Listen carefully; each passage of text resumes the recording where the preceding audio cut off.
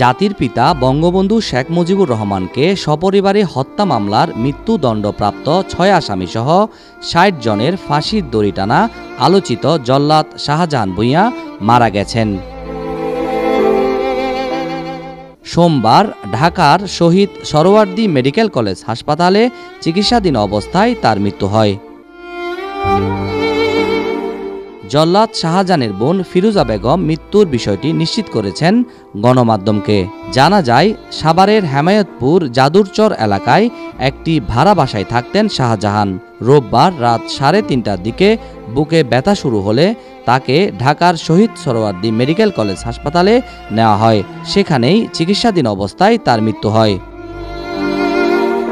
তার বোন ফিরোজা হাসপাতালে মরদেহ গ্রহণ করেন।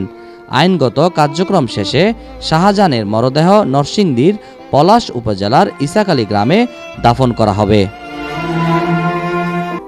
Desk report, media express.